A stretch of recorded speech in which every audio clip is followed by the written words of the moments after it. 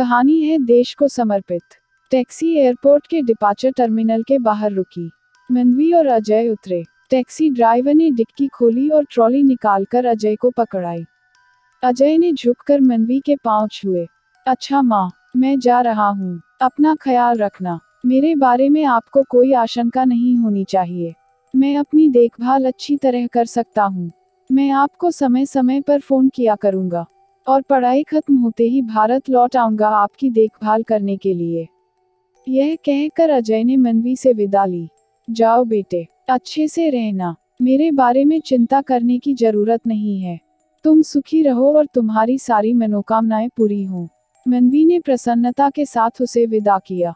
Ajay terminal की ओर घूमा और मनवी टैक्सी में वापस बैठी। उसकी आंखें सूखी थी क्योंकि उसने आंसू रोक रखे थे। वह टैक्सी ड्राइवर के सामने रोना नहीं चाहती थी। घर लौटते समय वह मन ही मन सोचने लगी। अजय उसका इकलौता पुत्र था, जो अपने पिता की मौत के 6 महीने बाद पैदा हुआ था। मनवी ने उसे अकेले अपने दम पर पढ़ा लिखा कर बड़ा किया था, और आज अजय उसे छोड़कर चला गया था। हमेशा के लिए तो नहीं, पर मनवी को शक था कि अब जब भी अजय भारत लौटेगा, तो वह सिर्फ चंद दिनों के लिए ही उससे मिलने के लिए आएगा। उसने हमेशा सोचा था कि अजय को वह अपने पति मेजर वेदांत की तरह फौजी बना देगी, पर यह बात उसके बेटे के दिमाग में कभी नहीं जमी। वह तो बचपन से ही अमेरिका में जाकर बस जाने के सपने देखने लगा था। फौज में जाता तो उसका सपना अधूरा रह जाता। अपने सपने पूरे करने के लिए अजय ने दिन रात पढ़ाई की, जिसके कारण वह यूनिवर्सिटी में गोल्ड मेडलिस्ट बना, यानी अव्वल नंबर पर आया। उसे अमेरिका में आगे पढ़ाई करने के लिए बहुत अच्छी स्कॉलरशिप मिली। अब उसे कौन रोक सकता था। घर लौटने के बाद मनवी अपने पति के चित्र के आगे जाकर खड़ी हो गई। देखिए, आज मैंने आपके बेटे को अपने पैरों पर खड़े होने के काबिल बना दिया है। आपकी तरह देश सेवक फौजी तो नहीं बना सकी, पर मुझे यकीन है कि वह जीवन में बहुत सफलताएं प्राप्त करेगा, ताकि हमारे सिर गर्व से ऊंचे रहेंगे। मनवी अपने दिवंगत पति से और भी बातें करना चाहती थी, पर उसकी भावनाओं का बांध टूट गया और वह हिचकियां लेकर रो पड़ी। उसे लगा कि उसके सारे सपने टूट गए थे। उसका अजय को फौजी बनाने का इरादा अधूरा ही रह गया था।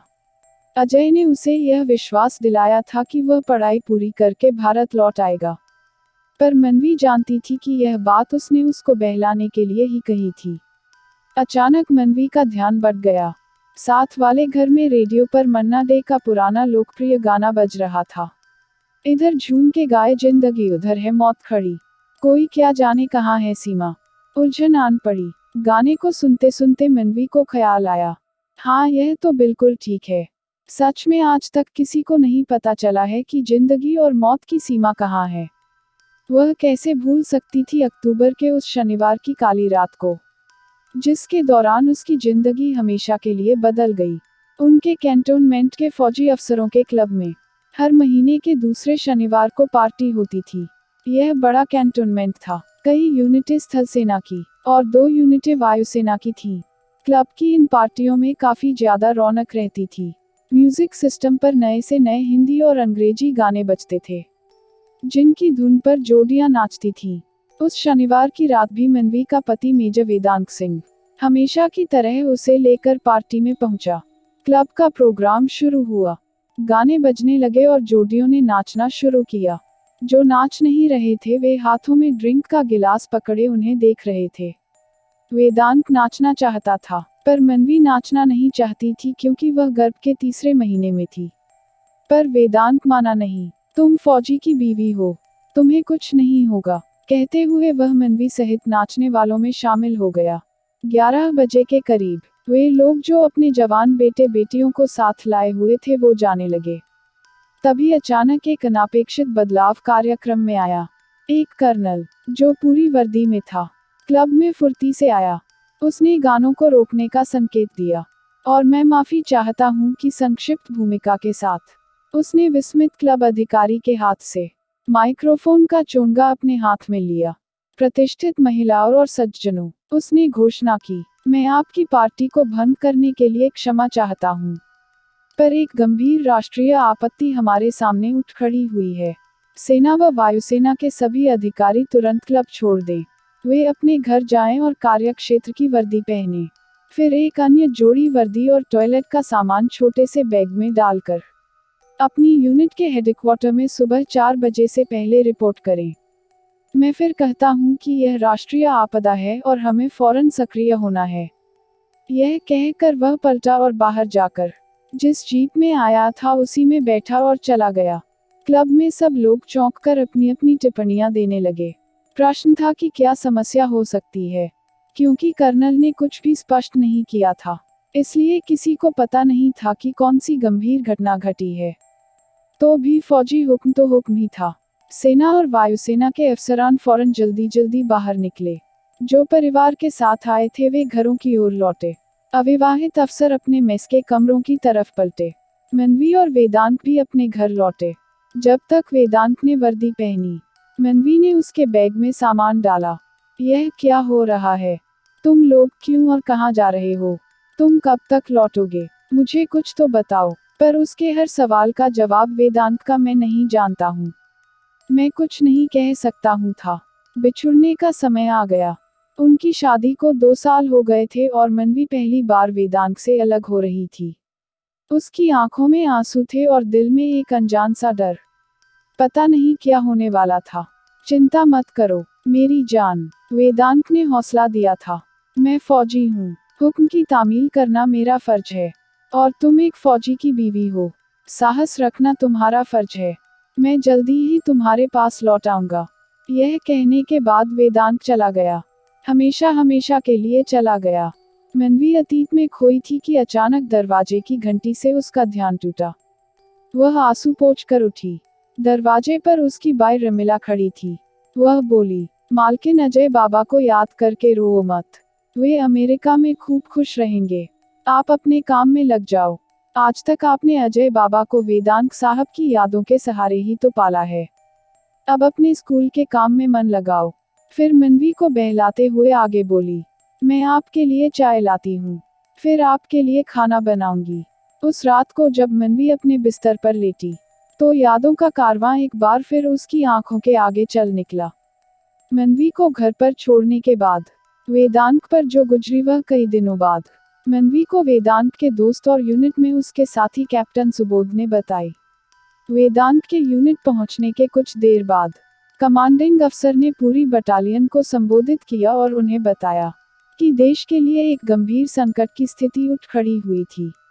एक पड़ोस के दुश्मन देश ने बिना कोई चेतावनी दिए हमारे कई सीमावर्ती अड्डों पर भारी हमला कर दिया था। इस धोखाधड़ी वाले हमले के कारण हमारे कई सैनिक मारे गए थे, और हमारी तकरीबन दर्जन भर चौकियां कुछ पूरब में, कुछ पश्चिम में दुश्मन के हाथ में आ गई थी। दुश्मन को जल्द से जल्द रोकना अनिवार्य हो गया था। पश्चिम के सरहदी इलाके में दुश्मन को रोकने का काम उनकी यूनिट को दिया गया था। अंत में सीओ साहब ने कहा, हम वीर सैनिक आने वाले खतरों का डटकर सामना करेंगे। भारतीय सेना की परंपरा के मुताबिक हो सकता है कि हम में से कुछ अपना फर्ज निभाते निभाते अपनी जान खो दें, पर इस कारण हमें डरना नहीं चाहिए। हमेशा याद रखो कि वतन की इज्जत के लिए जो भी जवान शहीद होता है वह देश की आंखों में अमर हो जाता है। सीओ के भाषण के फौरन बाद वेदांत बटालियन के बाकी सदस्यों के साथ हवाई अड्डे पहुंचा। वहां से सारे सैनिक 3 हवाई जहाजों में सवार हुए और चंद घंटों के बाद 14,000 फुट की ऊंचाई पर सीमा के एक हवाई अड्डे पर उतारे गए। वहां मौजूद अधिकारियों ने उन्हें सूचित किया कि वहां की स्थिति बेहद खतरनाक थी। हवाई अड्डे से कुछ ही दूरी पर दुश्मनों की एक बड़ी टोली ने मोर्चा जमाया था। वे अपने साथियों का इंतजार कर रहे थे जो हजारों की तादाद में 2-3 दिन बाद वहां पहुंचने वाले थे। हवाई अड्डे के पास वाले दुश्मनों को खदेड़ना और उनके आने वाले साथियों का रास्ता रोकना बेहद जरूरी था, वरना हवाई अड्डा दुश्मन के कब्जे में आ सकता था। वहां के हालात देखकर उनके सीओ ने दुश्मनों पर हमला करने की जिम्मेदारी वेदांत को सौंपी। बाकी सैनिक हवाई अड्डे की रक्षा में और उस ओर आने वाले रास्ते को रोकने के काम में लगाए गए। अगले दिन सुबह सुबह वेदांत और उसके सैनिकों ने दुश्मनों पर अचानक धावा बोला। शुरू में तो उनको काफी सफलता मिली, पर इस दौरान वेदांत की टांग में 2 गोलियां लग गईं। अपने घावों की चिंता किए बिना वेदांत ने अपने सिपाहियों के आगे जाकर दुश्मन पर फिर धावा बोला। इस बार हमला इतना भयानक था कि बचे हुए दुश्मन सैनिक मोर्चा छोड़कर भाग गए। पर हमले के दौरान दुश्मन की चारों ओर गोलियों ने वेदांत की छाती छलनी कर डाली और उसने वहीं जिंदगी और मौत की सीमा पार करके वीरगति प्राप्त कर ली थी।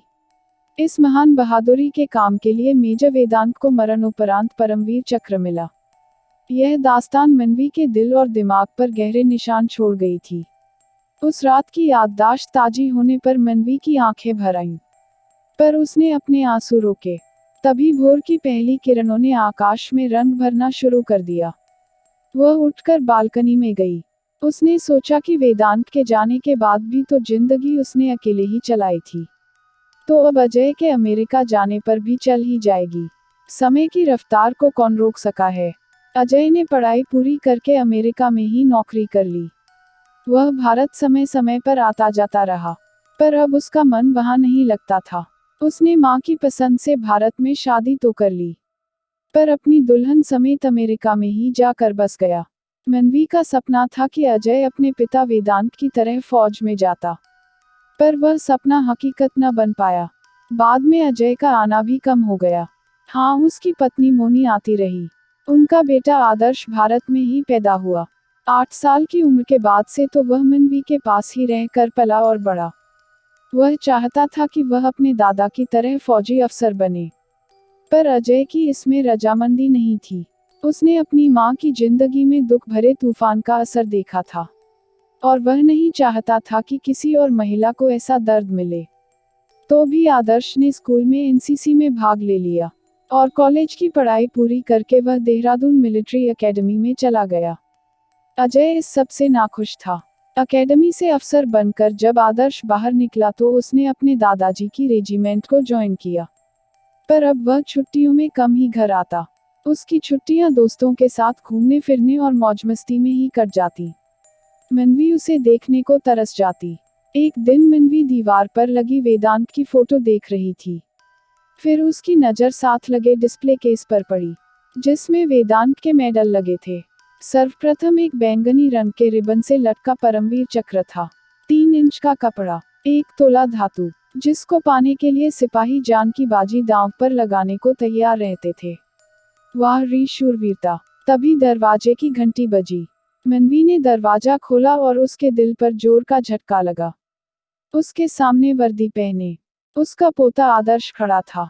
हूबहू वेदांत, वही वेदांत जिसने उसको बहुत साल पहले छोड़ा था, और जिसकी वर्दी पहने वाली तस्वीर उसके दिमाग में हमेशा के लिए छप गई थी।